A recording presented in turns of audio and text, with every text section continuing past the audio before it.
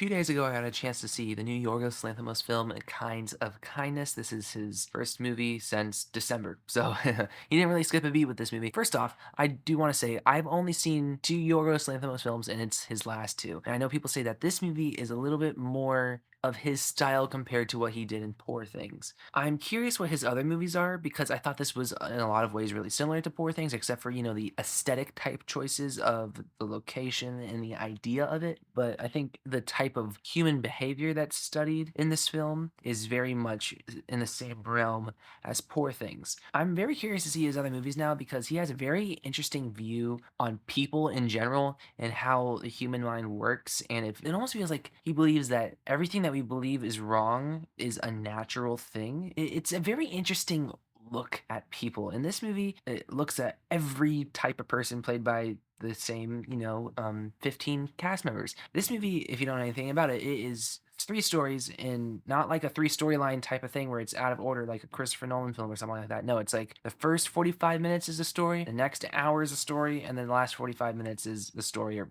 however long each one is. It definitely feels like each story is around the same amount of time. And I know a lot of people were saying like, oh, I like this one, I like the first one, I like the second one, I didn't like the third one, or vice versa, or people were very all over the place about which bits that they liked more than the other. I think everyone universally agrees that the second one is the weakest of the three, but I don't think it's bad. Just because something's the worst of the three doesn't mean it's a bad thing. You can look at any type of amazing trilogy like The Dark Knight or the original Star Wars trilogy. You can point at the worst one and be like, "Oh, that one that means it sucks." No, I think the second story in this one is not as good as the first and third one, but it's not bad. Each one is a really weird look at human beings and how we behave in some very odd situations, and sometimes our desires can just make us do some insane things. And I just love the way he approaches that and explores that in his films. Honestly, if I had to be completely biased, I do prefer this movie to Poor Things. While I know I gave Poor Things a higher score than what I gave this movie. Just because, when you're following three storylines, you kind of had to balance everything out. The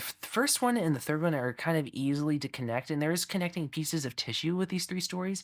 It's a very interesting thought process to think of why are these three stories in one movie? What is he trying to say with these three stories, and what is the common type of denominator that connects these and makes it this whole entire film necessary? Everyone's going to have a completely different opinion on that, and I think it's completely up to your interpretation. So if this is one of those movies. Tell me you hate it, yeah, that's fine. Tell me you loved it, yeah, that's fine. I really liked it, and I would honestly not mind watching it again. This movie is long; it's 2 hours and 44 minutes, I believe, and it did not really feel like that. And I think it's really due to the fact that it is three storylines, and each one feels like it's weird little Yorgos short film. And so it's like, okay, on to the next one, on to the next one. But by the time you get to the end of the third one, you're just kind of like, okay, let's try and connect these now. And there are ways to thematically connect them, and there's quite literally ways to like literally connect them. And that is all down to one character. And I'm not gonna say who it is, but it's only one character in this entire movie that stays consistent and when it comes to who's casted it, because like obviously we have Emma Stone, but she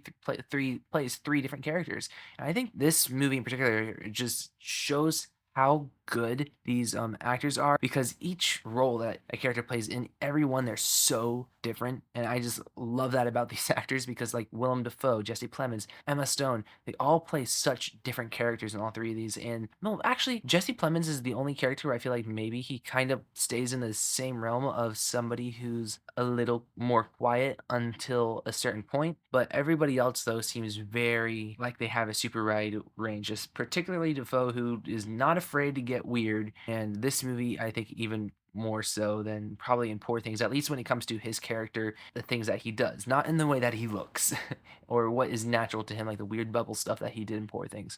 It's hard to discuss this movie without discussing theories, and it's really hard to discuss theories without spoiling it. And that's not something I want to do, obviously, because I'm sure the audience for this movie is really small, and it wouldn't be worth it to continue to double the length of this video just to nobody watch it. So yeah, if you know me, you can message me and you can be like, hey Jonathan, yeah, what did you think of how do you think they're connected again? And I will definitely respond to that, but that's not happening. So yeah, I, at the end of the day, surprisingly enjoyed this movie much more than I thought I would, considering that it's long runtime. And while I really liked Poor Things, it's definitely not a movie that I would say my thing. While I did give it like a high, like I think I gave it a 9 or 8 something, a high 8 or a 9. This movie, like I said, I might not give it as high a score, but I would honestly watch this one again over Poor Things, just because Poor Things is just a hard movie to watch, and this one, even though it is just as weird in a lot of ways, it has this a little bit more of a fun aura around it. So, yeah. Anyways, comment down below what you guys thought of Kinds of Kindness, and I'm gonna give it an 8.4 out of 10. So yeah, like, share, subscribe, and stuff like that, and adios.